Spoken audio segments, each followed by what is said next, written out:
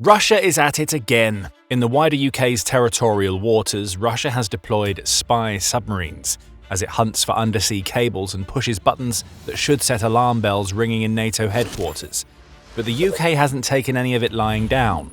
Russian submarines tried something nasty in British waters, and the UK responded by totally humiliating the submarine's crews, Russia's military, and Putin himself. Russia thought it was being sneaky. In early April, the UK revealed that Russia launched a covert op against the UK, saw it send several submarines into British territorial waters. The objective was clear, even if the submarines were trying to stay hidden. Russia sought to gather as much information as possible about the undersea cables that connect the UK to the rest of the world.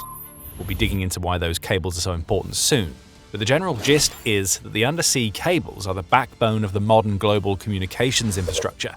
Without them, the internet and everything that it brings with it wouldn't exist in anything like the capacity that it does today. Russia wanted to find these cables ahead of what was likely to be a sabotage operation to cut them off and shut the UK down. To do that, Russia unleashed one of its Akula-class submarines along with a pair of deep-sea subs that are linked to the country's main Directorate of Deep-Sea Research, or GUGI. The Akula-class sub alone would be worrying.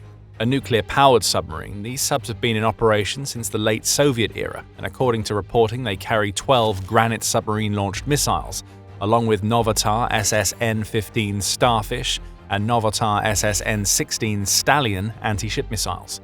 However, Russia's goal wasn't to attack the UK, at least not directly. The real goal was to learn about the cables, which means that the two GUGI submarines that traveled alongside Russia's nuclear-powered vessel represented the real threat. We don't know much about the GUGI submarines themselves, but we know plenty about GUGI. Operating as a program within the Russian Ministry of Defense rather than the Russian Navy, GUGI is essentially the veil that Russia tries to place over its naval spying operations. Officially existing to allow Russia to carry out oceanographic research, GUGI has developed into a full fleet that Russia uses to keep tabs on its enemies' seaborne operations. The vessels and submarines that are part of GUGI conduct subsea surveys, place and retrieve items on the seabed, maintain Russia's undersea military equipment, and, as the UK has just found out the hard way, conduct covert surveillance. GUGI is dangerous. And in early 2026, it became a threat to the UK's undersea cables. Never underestimate the importance of these types of cables. According to Nicole Starosielski, who is a professor at the University of California, Berkeley, subsea telecommunications cables support more than 99% of transoceanic internet traffic. Those are the backbone of the global internet, and practically everything that we do online is supported by them in some way. You wouldn't be able to watch this video without those cables. Every Zoom call you drop in on or email that you send gets to where it needs to go because of a vast globe-spanning network of undersea cables. And of course, these cables are also essential to practically every country's military. There are now 485 of them crisscrossing the world's oceans and seas, and they add up to a staggering 900,000 miles of fiber-optic modern-day wizardry. We tell you all of this to emphasize a point. Russia knows just how valuable these cables are for the countries that it considers to be its enemies. The UK is one of those countries, or collection of countries, both because of its continued support of Ukraine against Putin's invasion and due to the UK being a bastion of the Western ideals that Putin hates so much. The UK is a democracy. Putin is an authoritarian dictator. The UK believes in the free flow of information. Russia and the Kremlin try to control every single message that is piped into Russian eyes and ears. If Russia can cut the undersea cables that support everything that the UK stands for, then Russia gets to claim a victory and weaken an opposing nation. That's why Russian submarines were in the UK waters. And Russia was being clever about what it was doing too. There's a reason why Russia sent a nuclear-powered attack submarine alongside the GUGI subs that were actually doing the work of scanning the seabed for cables. The attack submarine was a diversion, a decoy, a false threat that Putin and his cronies believed would pull attention away from what Russia was trying to do by leading the UK into believing that an attack could be imminent. Putin was essentially using the Russian attack submarine to imply that Russia was finally ready to spark the war against NATO that has been rumoured for so long, and the UK was where Putin would light the fire. All the while, the GUGI submarines scan. At least, that was the plan. What Russia didn't know as its submarines sailed toward British waters and eventually encroached upon them is that the UK was watching the vessels every knot of the way. We only know about what Russia tried to pull because the UK has revealed just how badly it all failed. What was supposed to be a masterclass in Russian subterfuge has left Putin humiliated, as his supposedly stealthy submarines were discovered and outclassed by a UK response that will leave Russia's president shaking with anger.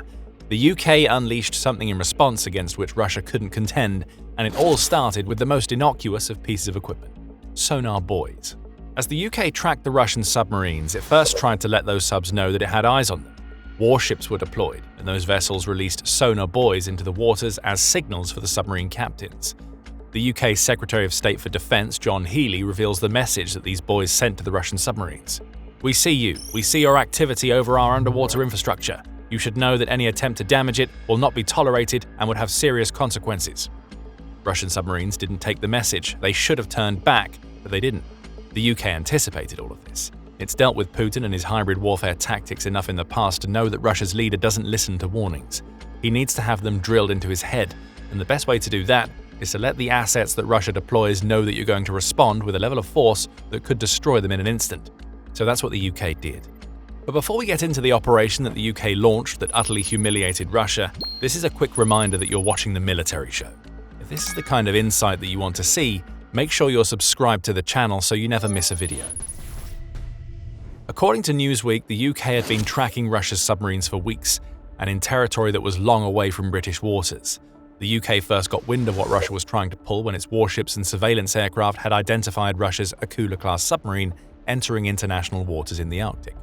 Alarm bells started to ring as the UK saw that the sub was heading in the direction of its waters. However, the UK was ready for it all, especially once it discovered the two GUGI submarines that were sailing within the same region as Russia's attack submarine. The Type 23 frigate, the HMS St Albans, was deployed, and that ship was likely the one that sent out the sonar buoys that UK used to warn Russia. When that warning went unheeded, the UK also deployed the RFA Tide Spring, which is a tanker, and several of its Merlin helicopters. These aren't weapons that the UK would necessarily use to counter Russia's attack submarine directly, outside of perhaps the frigate. For instance, the RFA Tide Spring refuels Royal Navy ships, so it was likely sent out to ensure the HMS St Albans could sail for as long as the UK needed. But all combined into a naval and aerial force that made it clear to the Russian submarine operators that they were being watched. More came in the form of a P-8 maritime reconnaissance aircraft deployed by the Royal Air Force.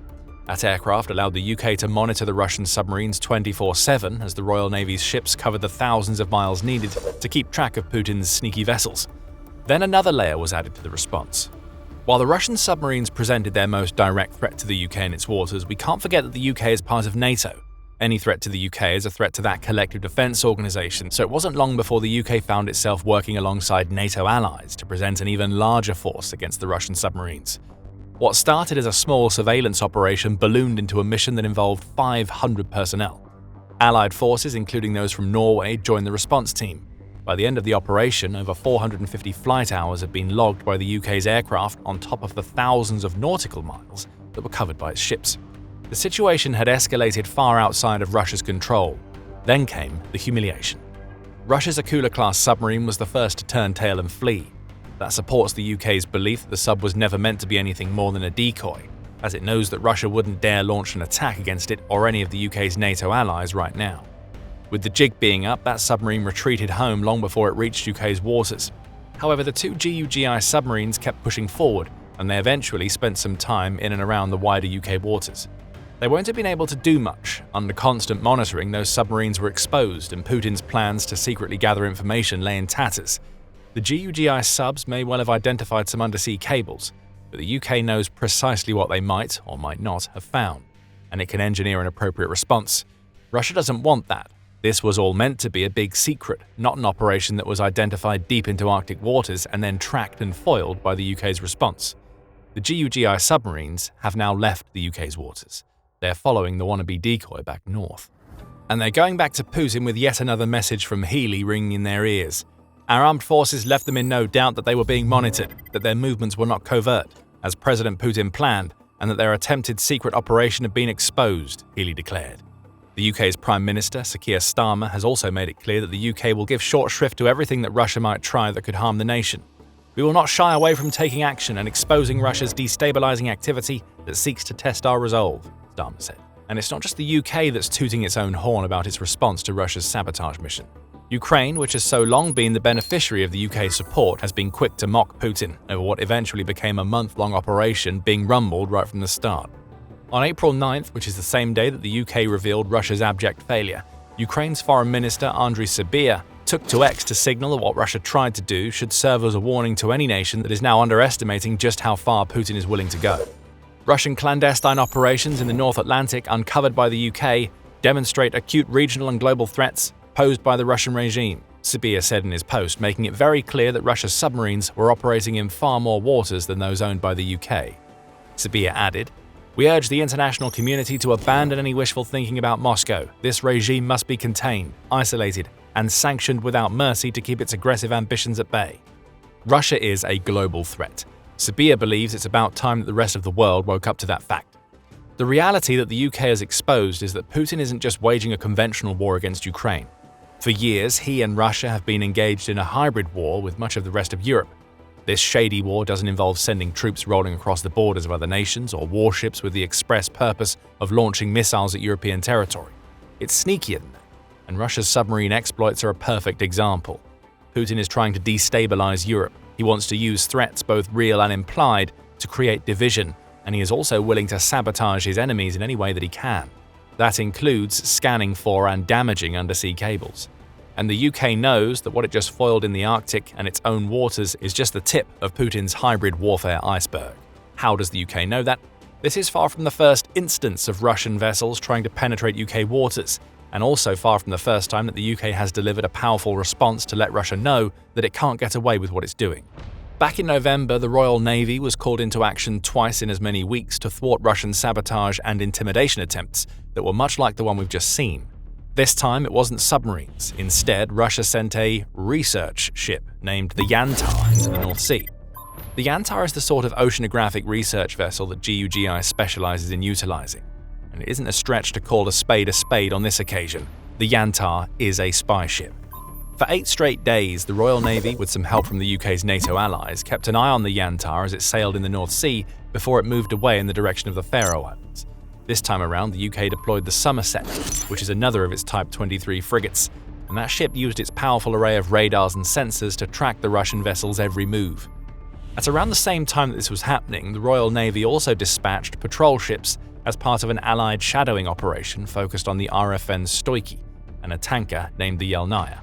Both moved through the Dover Strait and headed westward through the English Channel, though neither ended up engaging in any activities outside of the maritime norm. Russia will claim that that was the plan all along.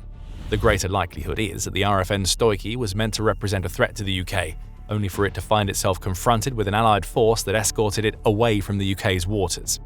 Fast forward a couple of months, and the UK was dealing with yet more of Russia's seaborne sabotage attempts. This time, Russia sent a vessel named the Sinigorsk into the UK's waters. That ship anchored about 3.7 kilometers, or around 2.3 miles, off the coast of the English county of Somerset on January 27th. There it lingered for 14 hours, dangerously close to the sorts of undersea cables we were discussing earlier, until the UK sent on its Wildcat military choppers. It wasn't long after that the Russian ship raised anchor and sailed away into open waters. This incident was a little different from the others we've covered.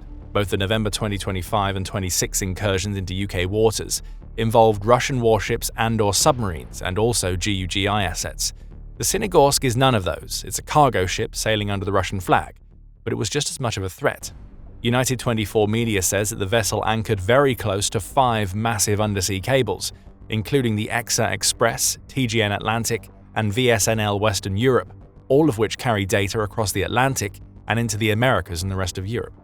There was no reason for a Russian cargo ship to drop anchor in this specific spot, especially not an anchor that could be dragged across the seabed into the path of such valuable cables.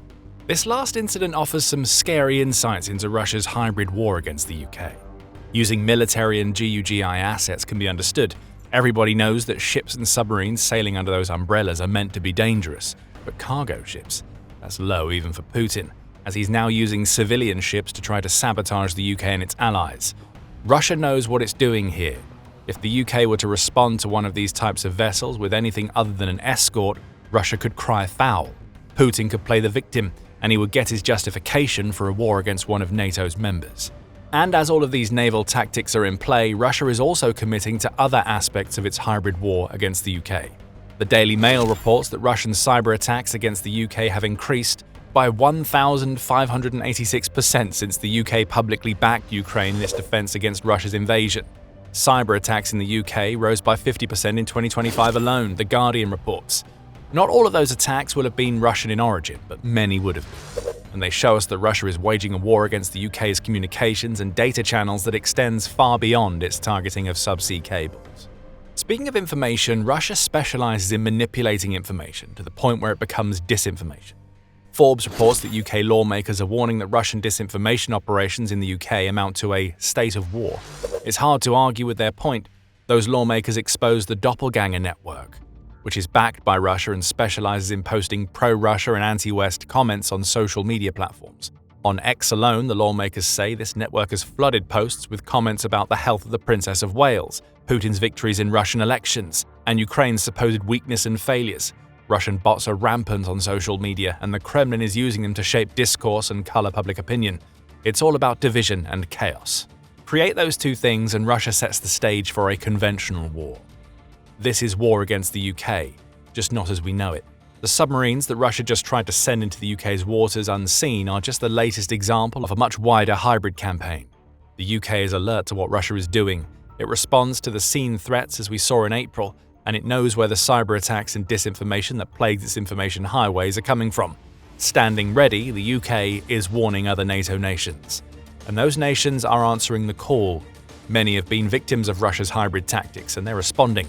Sweden is the perfect example. Putin's invasion of Ukraine was the catalyst for Sweden's entry into NATO, and the nation is now supporting Ukraine with weapons the likes of which Russia never expected. The magical spear of Odin has now entered Ukraine, and it's changing the game in the Black Sea. What is that spear? Why is it so effective? What does it mean for Russia, Sweden, and NATO? Find out all of the answers in our video, and if you enjoyed this video, make sure you subscribe to The Military Show to see all of our coverage of the Russian hybrid war against Europe. And thank you for watching.